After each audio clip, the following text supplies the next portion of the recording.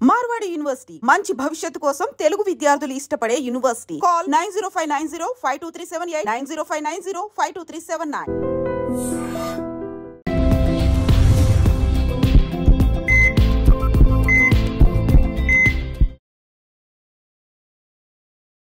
నమస్తే, welcome back to iDream media. మన ఆయుర్వేదం ప్రోగ్రామ్కి అందరికీ స్వాగతం. సో కినోవా రైస్ సెలబ్రిటీస్ అయితే అసలు మోస్ట్ ఎక్కువ దీన్నే తీసుకుంటారు. సంహౌ హీరోస్ కూడా ఇంపోర్ట్ చేసుకొని మరీ తింటారు అని చెప్తుంటారు. ఈ కినోవా రైస్లో ఉన్న అంటే మన రైస్తో కంపేర్ చేస్తే కినోవా రైస్లో అన్ని పోషకాలు లభిస్తాయా మనకి? ఏంటి డిఫరెన్స్ ఏంటి? అవి తినడం వల్ల మన ఆరోగ్యానికి ఎలాంటి ప్రయోజనాలు ఉంటాయి తెలుసుకుందాం.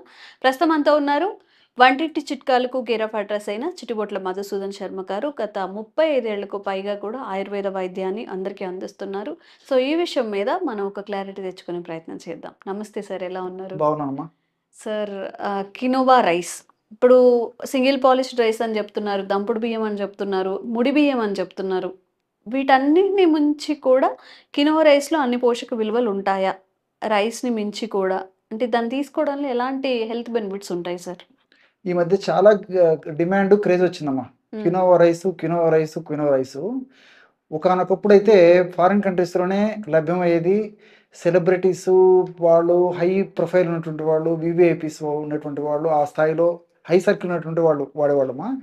ఈ మధ్య కాలంలో మరి దాని యొక్క పాపులారిటీ పెరిగిపోయింది. దానివల్ల ఉపయోగాలు ఉన్నాయని చెప్పేసి రీసెర్చ్ ఫైండింగ్స్ కూడా రావడంతో మరి ఇంచుమించు ఎక్కువ శాతం మంది వాడేటువంటి పరిస్థితి ఏర్పడిందమ్మా.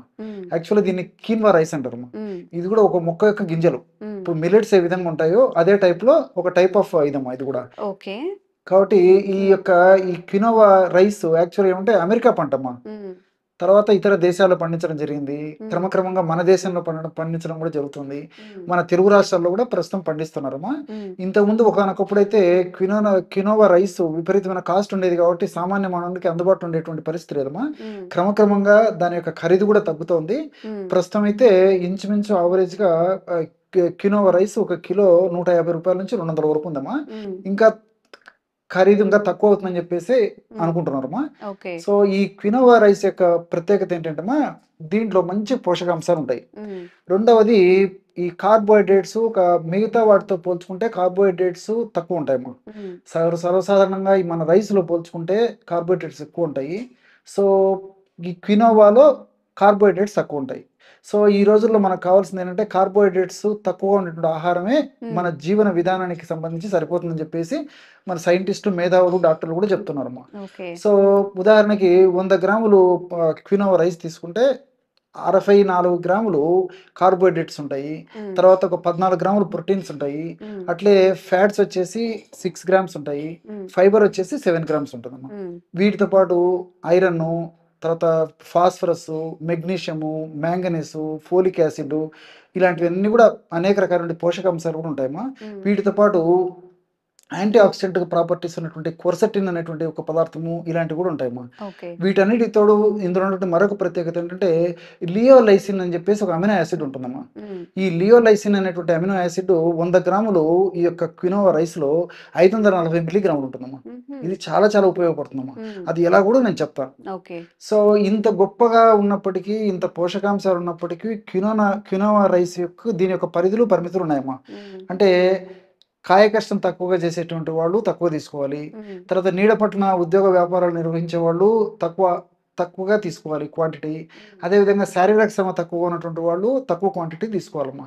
దీంతో పాటు మరి వెయిట్ పెరుగుతున్నటువంటి వాళ్ళు, కొలెస్ట్రాల్ సమస్య ఉన్నటువంటి వాళ్ళు, అదేవిధంగా ఈ ఫ్యాటీ లివర్ సమస్య ఉన్నటువంటి వాళ్ళు, ఇలాంటి వాళ్ళందరూ కూడా కొద్ది ప్రమాణంలో తీసుకోవాలమ్మా. మరి ఎక్కువగా తీసుకోకుండా ఉంటే మంచిదన్నమాట. ఎందుకంటే మిగతా వాటితో పోల్చుకుంటే, అంటే ఇప్పుడు రైస్తో పోల్చుకుంటే క్వినోవా మంచిదే, కానీ మరి కేవలం క్వినోవానే సంపూర్ణ ఆహారం అవుతుందని చెప్పడానికి మాత్రం లేదమ్మా. సో కాబట్టి అంటే పరిస్థితిని బట్టి తీసుకోవడం వల్ల మరి మిల్లెట్స్ కంటే కూడా వాటితో పోల్చుకున్నప్పటికీ ఇందులో కార్బోహైడ్రేట్ శాతం ఎక్కువ ఉంటుంది, ప్రోటీన్ శాతం ఎక్కువ ఉంటుందమ్మా ముఖ్యంగా. సో మనకు కావాల్సింది ప్రోటీన్స్ ఎక్కువ. సో మిగతా రైస్ పదార్థాలతో మిల్లెట్స్తో పోల్చుకుంటే చాలా వరకు దీంట్లో ప్రోటీన్స్ ఎక్కువ ఉంటాయి కాబట్టి దీనికి డిమాండ్ కూడా బాగా పెరిగిపోతుందమ్మా. అది దీనికి సంబంధించి. సో సరే, లియోలైసిన్ గురించి చెప్తాను చూడమ్మా. సో ఈ మధ్య కాలంలో చాలా మందికి కాళ్ళ నొప్పులు, కీళ్ళ నొప్పులు, మోకాళ్ళ మోకాళ్ళ నొప్పులు, కండరాల నొప్పులు, అలసిపోవడము, బడలిక ఇవన్నీ జరుగుతున్నాయమ్మా. దీనికి చాలా వరకు ఈ యొక్క కాల్షియం లోపం ఎక్కువ శాతం మందిలో కారణంగా ఉంటుంది అన్నమాట. ఈ లియోలైసిన్ యొక్క గుణం ఏంటంటేమా, మిగతా వాటిల్లో కొద్ది గొప్ప ఉంటే ఉండొచ్చు, లేకపోవచ్చు, కానీ మిగతా ఈ మిల్లెట్స్లో కానీ లేకపోతే ఈ అదర్ రైస్ వాటిలో ఇందులో స్పెషల్గా ఇది ఉంటుంది కాబట్టి దీని యొక్క ప్రత్యేకత ఏంటంటేమా, మనం తీసుకున్నటువంటి ఆహార పదార్థంలో ఉండే కాల్షియంను బాగా ప్రేగులు పీల్చుకునేందుకు ఈ లియోలైసిన్ ఉపయోగపడుతుంది. ప్రేగులు పీల్చుకొని రక్తంలో కలిసేందుకు ఈ యొక్క లియోలైసిన్ ఉపయోగపడుతుంది. రక్తంలో ఉన్నటువంటి ఈ యొక్క కాల్షియము ఈ యొక్క ఎముకల్లోకి బాగా పోయి ఎముకలు బాగా దృఢంగా ఉండేందుకు, ఎముకలు గుల్లబారకుండా ఉండేందుకు ఈ యొక్క లియోలైసిన్ ఉపయోగపడుతుందమ్మా. సో మల్టిపుల్ బెనిఫిట్స్ ఈ లియోలైసిన్కి ఉన్నాయన్నమాట. అదేవిధంగా ఈ లియోలైసిన్ ఇంకోటి ఏం చేస్తుందంటమ్మా, ఈ కిడ్నీస్ కాల్షియంను ఒక ఫిల్టర్ చేసేస్తాయమ్మా. ఫిల్టర్ చేసేసి మళ్ళీ కొద్దిగా రక్తంలోకి తీసుకుంటాయి అన్నమాట. దీన్ని మళ్ళీ సద్వినియోగం చేసుకుని మళ్ళీ బోన్స్కు ఇతర బాడీకి అవసరాలకు ఉపయోగపడేట్లు ఈ రీఅబ్జర్ప్షన్ ప్రక్రియలో కూడా ఈ లియోలైసిన్ ఉపయోగపడుతుంది అనమాట. అంతేకాకుండా వివిధ రకాల కారణాలు మానసిక ఒత్తిడి, పోషకాహార లోపము, అదేవిధంగా ఈ యొక్క వాతావరణ కాలుష్యం, వీటి వల్ల ఈ కార్టిజాలు ఇలాంటి హార్మోన్స్, బాడీకి హాని చేసేటువంటి హార్మోన్స్ మన బాడీలో ఉత్పత్తి అవుతుంటాయమ్మా. సో ఇవన్నీ ఉత్పత్తి కావడం వల్ల ఎక్కువ శాతం ఉత్పత్తి అయ్యి బ్రెయిన్ సెల్స్ని డ్యామేజ్ చేసేస్తాయి. సో బ్రెయిన్ సెల్స్ దగ్గర రిసెప్టార్స్ ఉంటాయమ్మా. సో ఈ కార్టిజాల్ వల్ల ఉత్పత్తి కార్టిజాల్ అనేటువంటి ఈ యొక్క చెడు పదార్థము ఎప్పుడైతే బ్రెయిన్ డ్యామేజ్ చేస్తుందో అప్పుడు బ్రెయిన్ సంబంధించినటువంటి వివిధ రకాలైన ప్రాబ్లమ్స్ వస్తాయి అన్నమాట.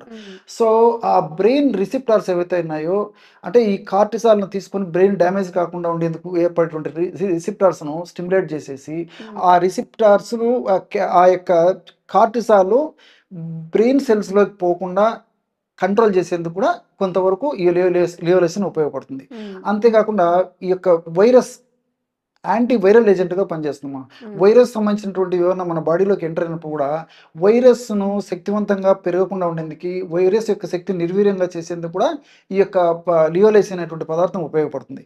కాబట్టి అంటే ఈ మధ్యకాలంలో ప్రాచుర్యం వచ్చేదానికి ఇవన్నీ కూడా ప్రధాన కారణాలుగా ఉంటున్నాయి. కాబట్టి మరి పూర్వకాలంతో పోల్చుకుంటే ఈ రోజుల్లో రేటు కూడా తక్కువ, ఇందులో ప్రోటీన్స్ ఎక్కువ, కాబట్టి అందరూ వాడుకోదగ్గ దివ్యమైనటువంటి ఆహార పదార్థంగా మరి ప్రపంచవ్యాప్తంగా గుర్తింపు పొందుతోంది. కాబట్టి మనం వాళ్ళు కూడా వాడుకోవడంలో అయితే తప్పు లేదు, కానీ పరిమితులు పరిస్థితులను చూసుకొని వాడుకోవాలమ్మా. సో రైస్ లాగా వాడుకోవచ్చు, దీన్ని ఉప్మా చేసుకోవచ్చు, కిచిడి తయారు చేసుకోవచ్చు, రవ్వతో ఈ యొక్క కినోవా రవ్వ తయారు చేసుకొని దాంతో కొన్ని పదార్థాలు తయారు చేసుకోవచ్చు. తర్వాత క్వినోవా పిండితో తయారు చేసుకోవచ్చు, క్వినోవా రైస్ లాగా వండుకోవచ్చు. సో ఏ పద్ధతిలో క్వినోవాను కూడా సద్వినియోగం చేసుకోవచ్చుమా. బట్ నేను చెప్పినట్లు ఏమంటే కొంతమంది మాత్రం కొద్ది ప్రమాణంలో తీసుకోవాలమ్మా. సో క్వినోవా తినాలా వద్దా, రైస్ తో పోలిస్తే ఎలాంటి బెనిఫిట్స్ ఉంటాయి? మీ అందరికీ క్లారిటీ వచ్చిందని అనుకుంటున్నాను. సో సార్ ద్వారా అండ్ ఇంకొంత అవేర్నెస్ కల్పించే వీడియోస్ చేస్తూనే ఉంటాము. Thank you sir, thank you so much. Okay. Sir, one life lesson what medicine has taught you. Whatever you can do without expecting.